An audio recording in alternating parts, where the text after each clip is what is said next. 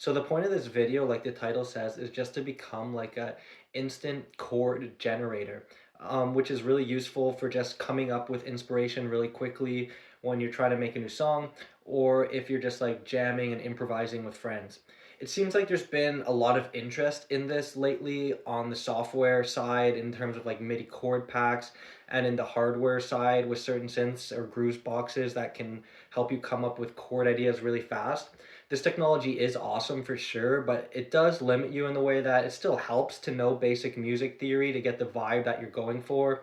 And these things kind of tend to limit you a little bit based on what their program limitations are. So there still is a really great purpose to build a foundation, to have an ability to always just kind of jump into a keyboard or synth and instantly just be able to generate ideas quickly. So the tips in this video, while they're kind of aimed at beginners, because there's such a logical progression to them, it's also definitely applies to more advanced players as well. I gotta say, I'm not really giving a secret sauce here. It does include some practice, the main tips that I'm gonna discuss, but really with minimal practice, you can start, and then you can just build and keep building on your foundation from there. So my 5 tips or things to practice for this video that I'm going to go into deeper on are: number one, learn a few different chord progressions in a genre you like and learn them well. Number two, learn different rhythmic variations of how to play chords in a song. Number three, have a bunch of different sounds and presets that you like to use.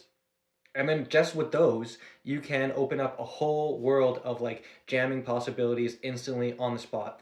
The last two are a little bit more advanced, and that is learn a few different key signatures and learn them well, and then learn a few different chord inversions and learn them well, and then repeat, and that's how you can quickly build a really good foundation and keep expanding on that over time. Okay, so the first step is to just find a few chord progressions in a genre that you like and learn them well. So these are a few chord progressions that I started with that I like.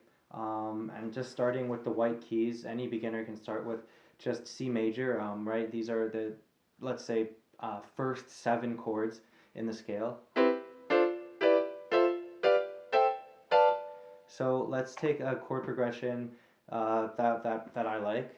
The first chord of the scale and then the fourth chord. And then just going up different octaves and stuff, you can get a lot of variation just by that. So for instance,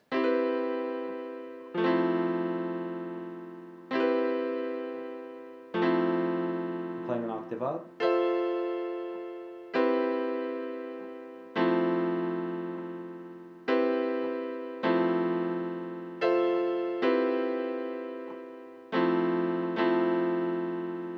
Let's just add the sixth note, or the sixth chord of the scale as well to this progression.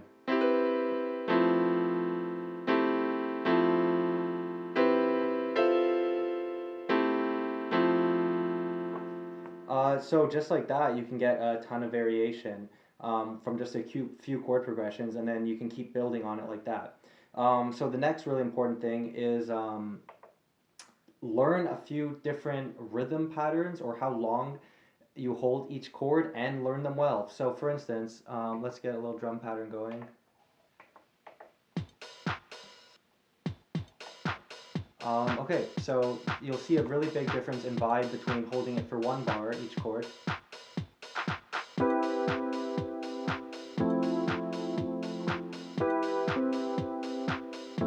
holding it for 2 bars.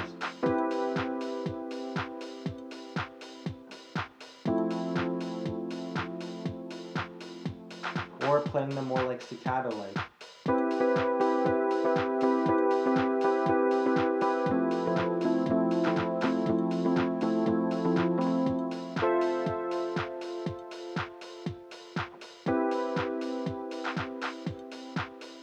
Right, so really big different vibe right there. And then the third thing is to just use different sounds, which you have the luxury for as a keyboard player. So for instance, like I'll do that. I'll show an example now of combining all those. So basic chord progressions that we started with, now using different rhythm patterns, and then as you change the rhythm patterns, change the sound you're using as well. So just from like one or two chord progressions, you can get like a totally different vibe. Like, so now for instance, I'm going to play the same chord progression but with different sounds and different basic rhythm variations, and you can see how different of a vibe you can get from just such a simple concept. And then when you learn more chord progressions, it just expands infinitely. So I'll get a little drum pattern going and start with the one bar pattern.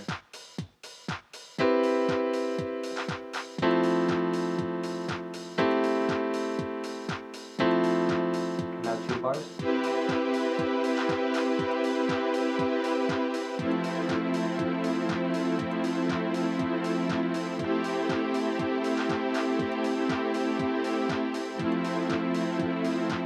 And now four bars.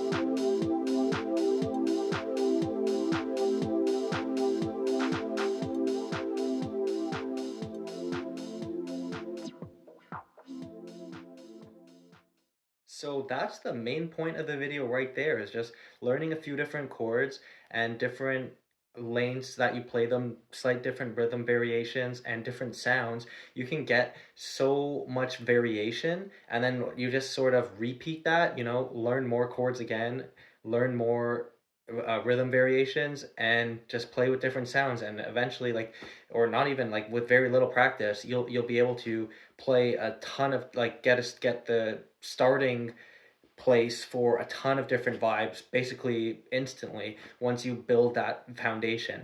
Of course, we are missing here though different key signatures and different inversions, which are more complicated, and it's going to be the second part of the video. So yeah, so you could just stop watching, and that's all you can take away from the video. And I hope that it's somewhat useful at least.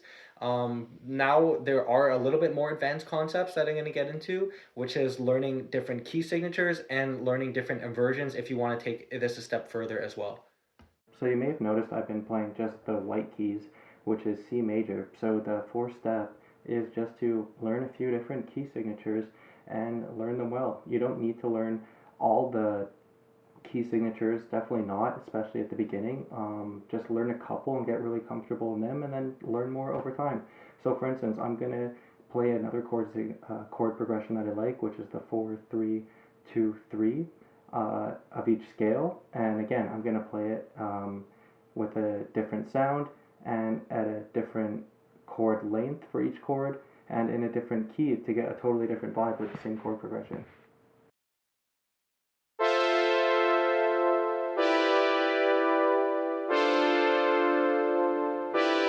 And I'm going to switch the sound, and I'm going to go to the key of G major now instead of C.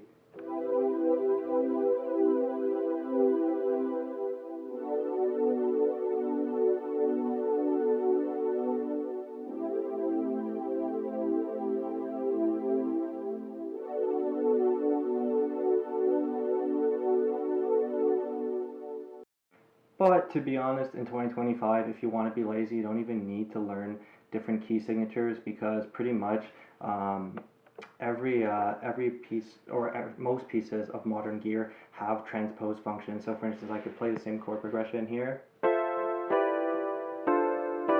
and then just by still playing the white keys, just transpose it to a completely different key. Or you have like grid-based instruments, like this one, where you can just choose whatever scale and lock you into to a key as well.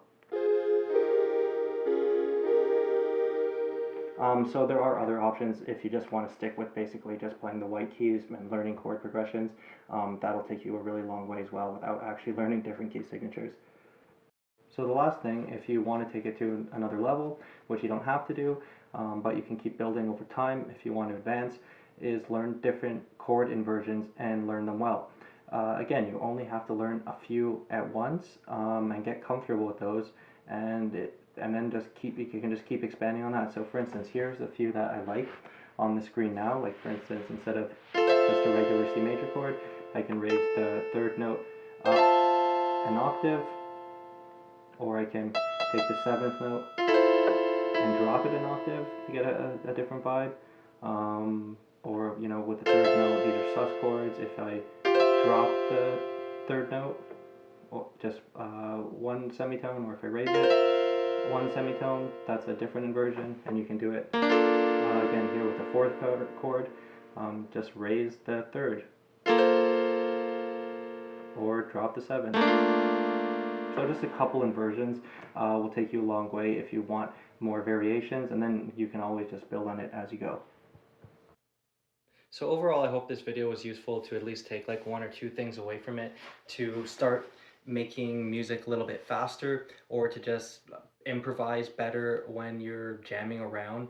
The idea is that like there's no thing as true improvisation, um, or at least improvisation that sounds at least half decent, because everyone that is improvising is building on a foundation of what they already know. So hopefully this video can help you just have some like go-to chord progressions that you keep building up over time, that you can, and different variations of those chord progressions that you can start have a foundation with to improvise and start songs really quickly.